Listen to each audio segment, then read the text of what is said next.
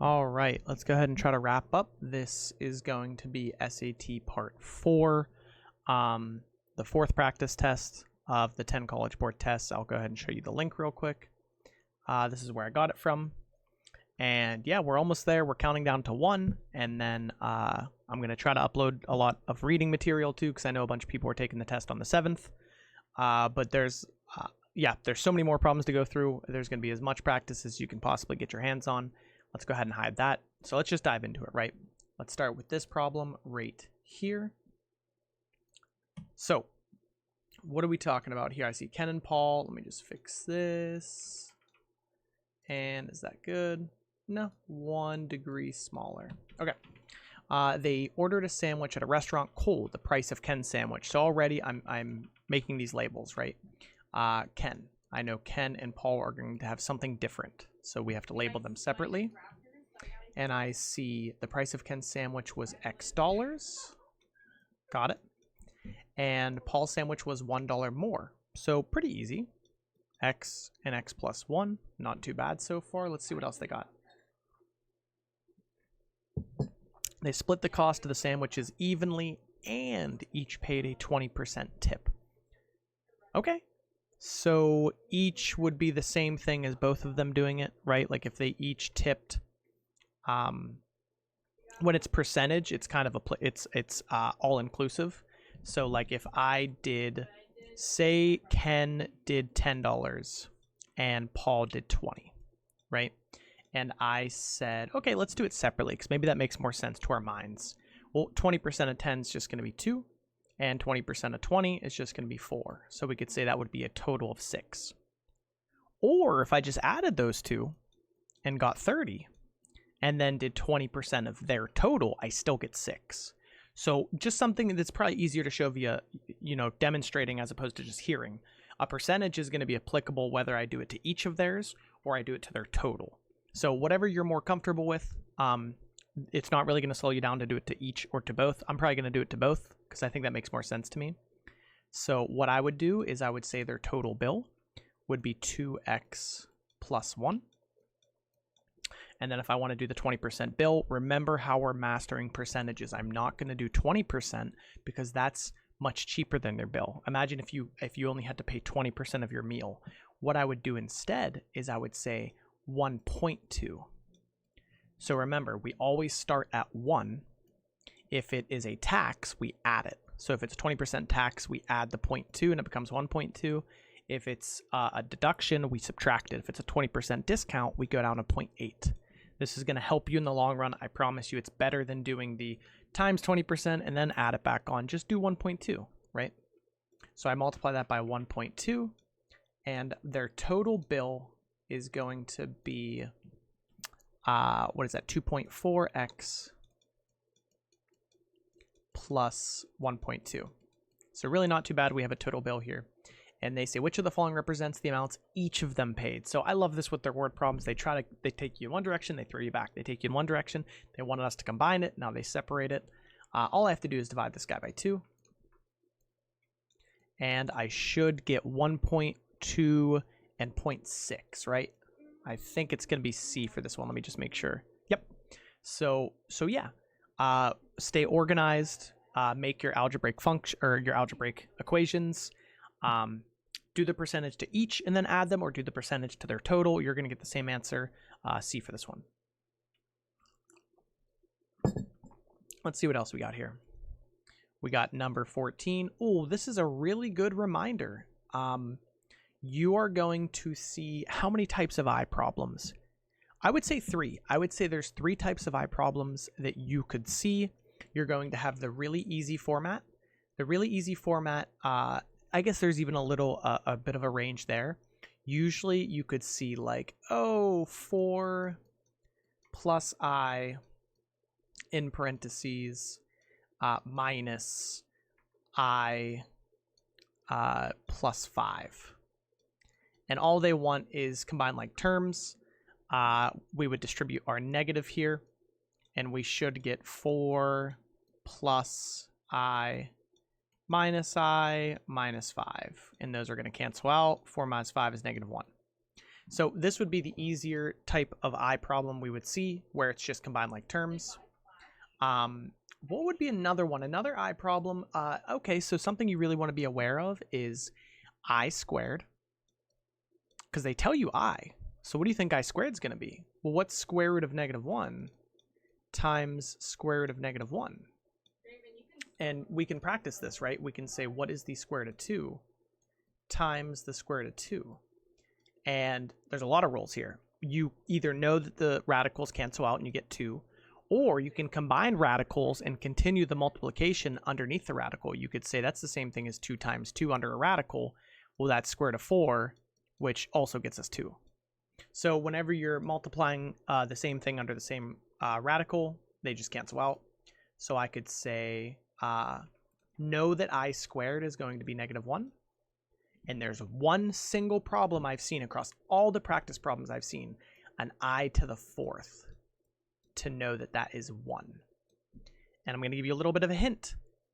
If it's I to the 8th, if it's I to the 12th, if it is I to a multiple of 4, it's going to still equal 1. And that goes for, well, the I to the -2 is different, or sorry, the I to the squared is different because of its even or, not even or odd, if it's, yeah, so if it's times 2. So if it's I to the 4th, it's -1 times -1. If it's I to the 6th, so if it's ever in between, it goes back to negative, because that would be 3 -1s, right? So yeah, this I have seen once on a problem, so that's something to recall. But this problem is going to be maybe the more medium type of I problem, and that's going to be knowing when I see this. I'm telling you, I've seen this at least 3 times. When you see this, you should already know what to do after this problem, not before, because maybe you haven't seen this before.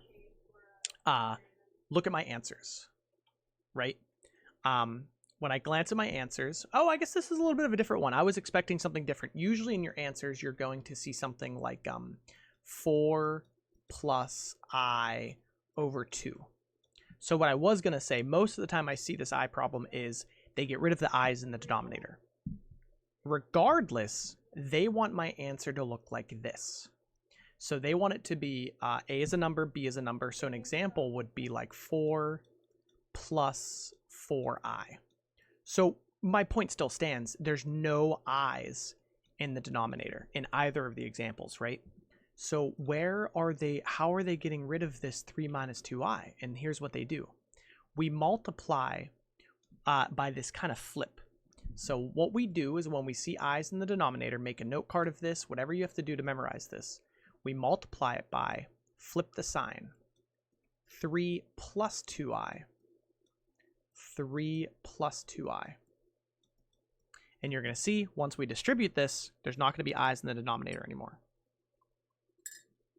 So you take exactly what you have in the denominator, you flip the sign in between, multiply it by both, and let's go ahead and see what we get up top here. Let me use a different color here. We should get 24. And then here's where you want to practice your foiling, right? Whenever you have 2 units in parentheses, 2 units in parentheses, I should get 24 plus 16i.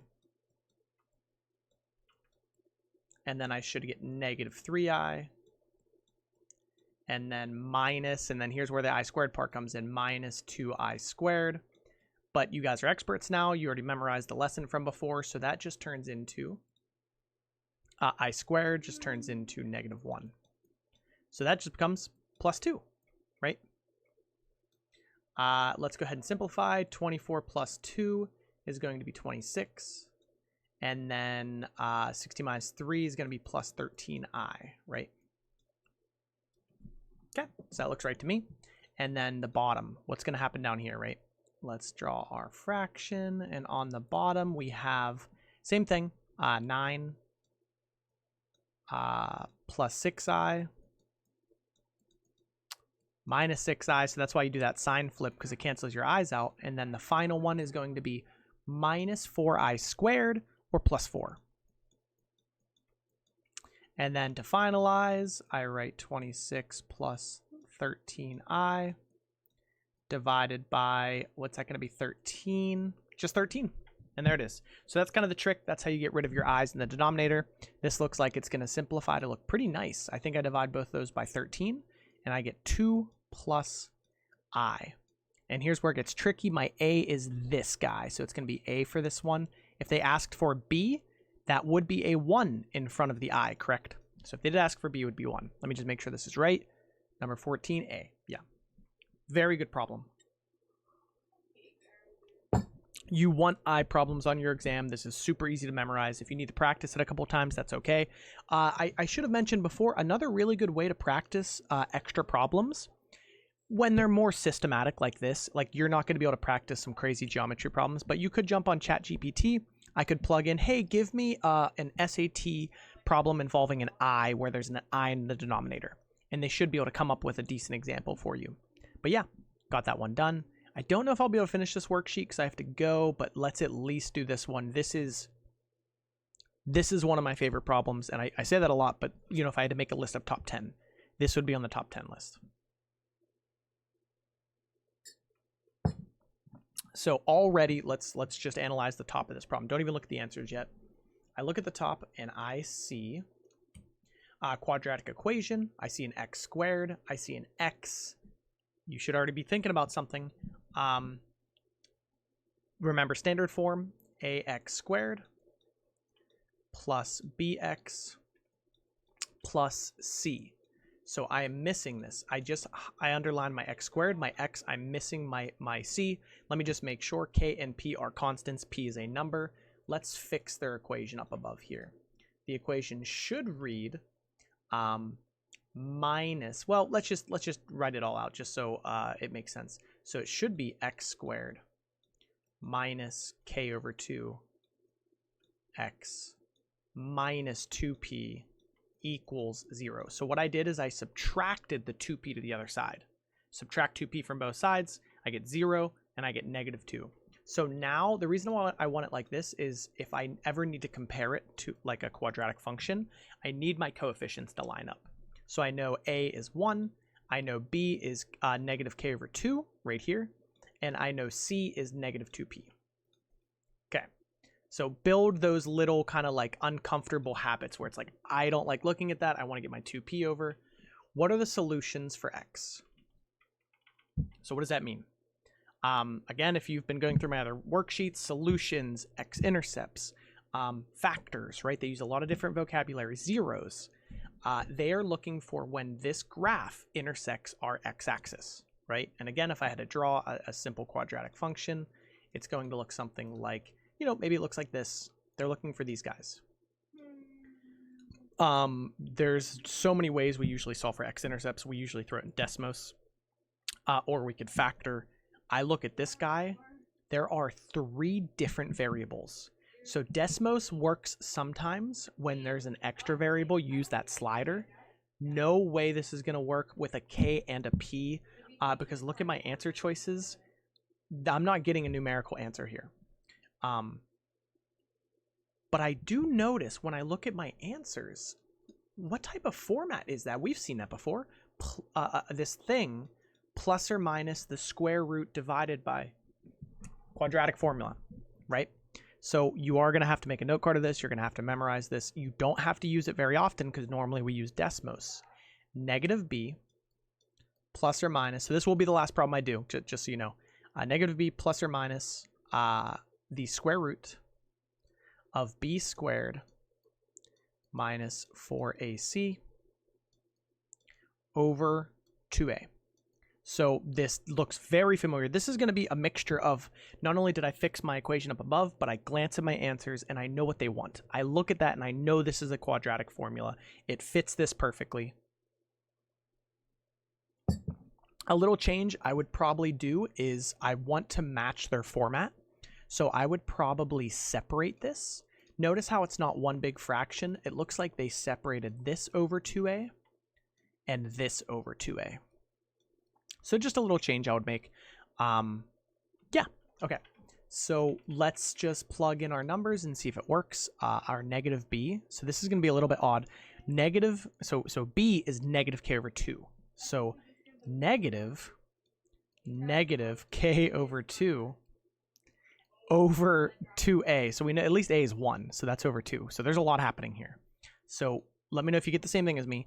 Plus, right? And then 2 divided by 2. So just think about it. K over 2, you're dividing by another 2, so our number should get smaller, right? So this should be k over 4. So I glance at my answers, and what's really cool about this is the next part's really hard. But at least this, easier part, in my opinion, you can already say it's A or B, right? So we know that it's k over 4. I'm going to get rid of these two. And I'm going to get rid of this whole beginning part.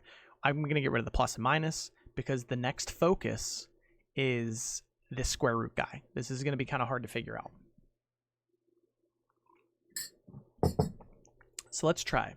So I see b squared, so that's going to be negative k over 2 squared minus 4. A is 1, which is nice. And then c is negative 2p. Okay? Remember, it's all of my coefficients. My a is 1 up above. My b is negative k over 2. And my c can be tricky sometimes. C is always going to be everything that's left. So get rid of your x squared term, get rid of your x term, and the coefficients with those. C, I've seen problems where there's actually two things for C. Like I've seen it'll be like b plus 2a, and it'll say b and a are both constants. This would be my C. Okay, for that problem. Let's get back to this one. Let's simplify this. I should get k squared over 4, right? So k squared, remember your squared is going to apply to the numerator and the denominator. So the negative goes away because it's squared. So I get k squared over 4. Can you see that? Just enough. And then I see negative times negative, so positive, plus 8p. Well, that's pleasant. That got nicer, I feel like. And this is all under square root. And don't forget, for now, I'm ignoring my 2a. So that's going to come, we have to remember that. So look at my two answers. I always want to look for patterns, and I notice that neither of my answers have a denominator for k, like in the square root, because again, I haven't done divided by 2a yet.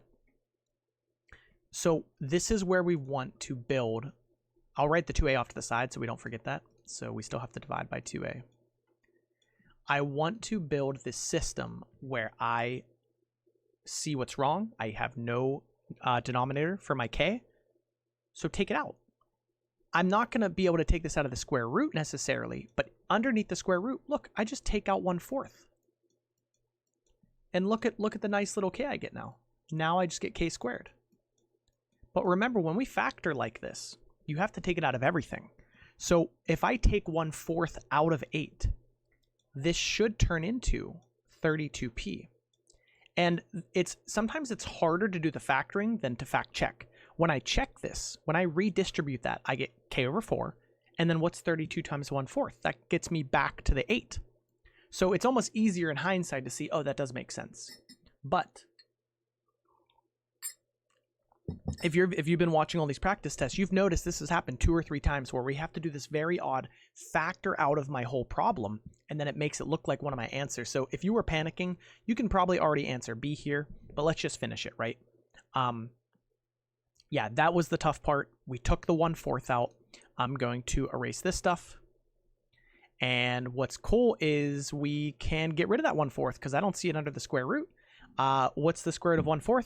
And it's almost easier to think opposite. If I have 1/2 times 1/2, or rather 1/2 squared, I get 1/4. So the square root of 1/4 should be 1/2, right? So square root of 1/4 is going to be 1/2 square root of k squared plus 32p. And finally, that's why I wrote that guy over to the side, divided by 2. And 1/2 divided by 2, again, 1/2's making your amount smaller. Dividing by 2 is also making it smaller, so they should combine to be 1/4 in B. So yeah, one of my favorite problems. I do have to go. I have to go tutor. Just excellent. Again, if these 10 practice tests of math, we're going to go through the blue books. We're going to go through the paper tests. And of course, those are going to be relevant too. If you can practice and reinforce these 10 practice tests, you should not be getting below a 700 on math. And again, if you were already scoring high 600s and close to 700s, you can probably get an 800 on math. But yeah,